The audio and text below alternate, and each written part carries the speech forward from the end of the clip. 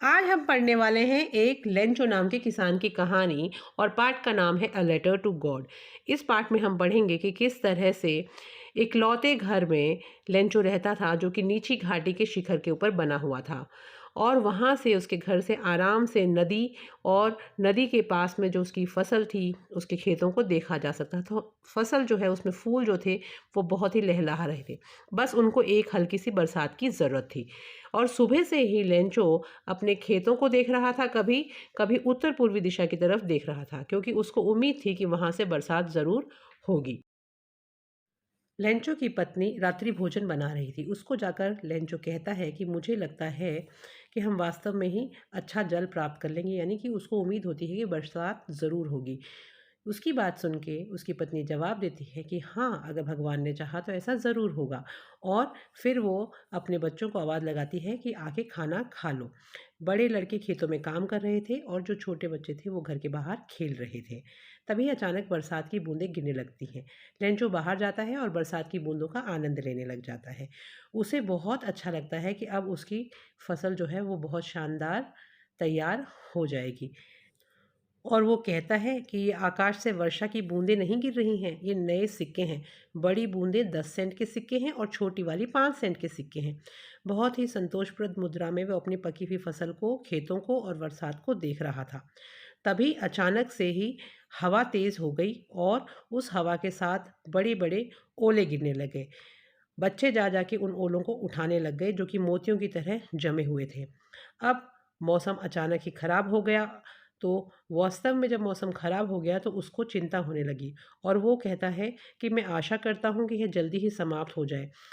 लेकिन यह जल्दी ही समाप्त नहीं हुआ। 1 घंटे तक घर पर, बगीचे में, पहाड़ों पर, सभी जगह अनाज के खेत पर, सारी घाटी में ओलावृष्टि होती रही और वह खेत एकदम ऐसा सफ़ेद हो गया जैसे नमक से ढका हुआ हो। वृक्षों के ऊपर एक भी पत्ता बाकी नहीं रहा। फसल को पूरी तरह से नष्ट कर दिया गया था। पौधों से फूल झड़ चुके थे। लेंचो की आत्मा दुःख से भर गई थी। अब तूफ़ान गुज़र चुका था, तो वो बाहर जाता है और खेतों की तरफ देखता है और कहता है, बहुत ही दुःख भरी रात्रि थी। हमारा सारा कार्य व्यर्थ रहा। कोई नहीं है जो हमारी सहायता कर सकता है। हम सब इस वर्ष भूखों रहेंगे। तब वह कहता है कि टिड्डियों का एक समूह भी इससे अधिक छोड़ देता है, यानी कि इतना नुकसान तो नहीं करता। ओलों ने तो कुछ भी नहीं छोड़ा। इस वर्ष हमारे पास कोई अनाज नहीं होगा। वह एक दुख भरी रात्रि थी। हमारा सारा कार्य व्यर्थ रहा। कोई नहीं है जो हमारी सहायता कर सकता है। हम सब इस वर्ष भूखे रहेंगे। बच्चे, बीवी और लेंचो तीनों खेतों की तरफ देखते रहते हैं और बहुत दुखी हो जाते हैं। और उसी समय उनके दिमाग में एक बात आती है कि अब सिर्फ एक ही आशा है और वो है परमात्मा से सहायता। तभी लेंचो कहता है, इतने परेशान ना हो। भले ही यह एक पूर्ण नुकसान दिखाई देता है, लेकिन याद रखो कि भूख से कोई नहीं मरता। सब लोग यही कहते हैं कि भूख से कोई नहीं मरता। पूरी रात के दौरान लेंचो केवल एक ही बात को सोचता रहता है कि परमात्मा ही सहायता कर सकते हैं। लेंचो एक मेहनती व्यक्ति था। खेतों में पशु की तरह काम करता रहता था, लेकिन पढ़ा लिखा था, थोड़ा बहुत उसे लिखना आता था। तो वो सोचता है कि रविवार के दिन मैं स्वयं जाऊंगा कस्बे में और पत्र लिख के डाक में डाल के आऊँगा।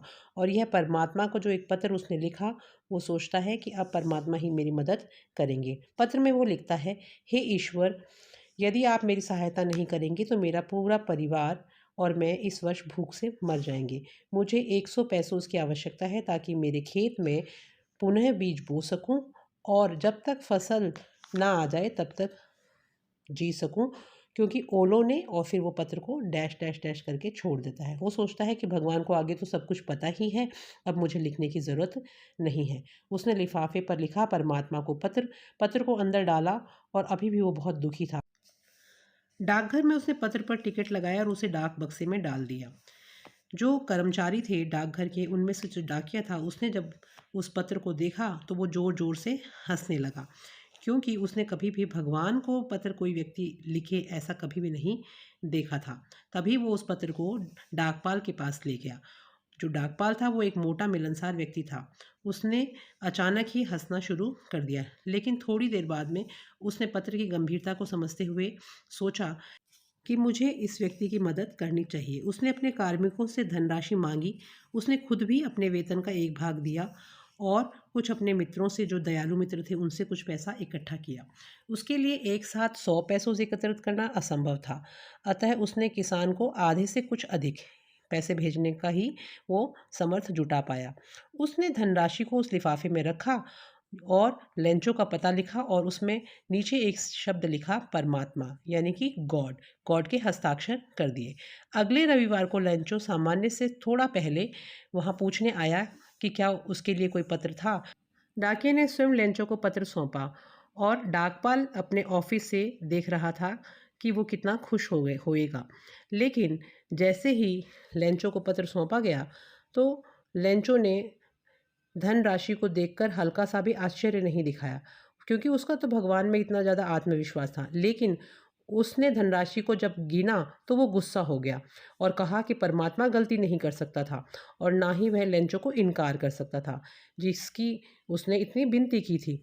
तो तुरंत वो जाता है और कलम और कागज़ लेता है खिड़की पर जाकर और वापस से गुस्से में दोबारा एक पत्र लिखता है और अब की बार उस पत्र को लिखने के बाद उस पे टिकट लगाता है, उसको चिपकाता है मुट्ठी के प्रहार से और उसके बाद में डाक बॉक्स में गिरा देता है। डाकपाल उसे खोलता है और उसमें लिखा हुआ होता है, हे परमात्मा, जो धन राशि मैंने मांगी थी उसमें से केवल 70 पैसों ही मुझ तक पहुंच पाए।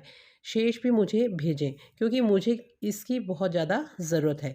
किंतु मुझे इस बार डाक द्वारा ना भेजें, क्योंकि डाकघर के कार्मिकों पर मुझे बिल्कुल भी विश्वास नहीं है, क्योंकि वो बेईमानों का एक गुच्छा है।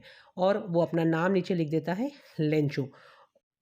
तो बच्चों, अगर कहानी आपको पसंद आई हो तो वीडियो को लाइक, शेयर और कमेंट करना बिल्कुल मत भूलिएगा।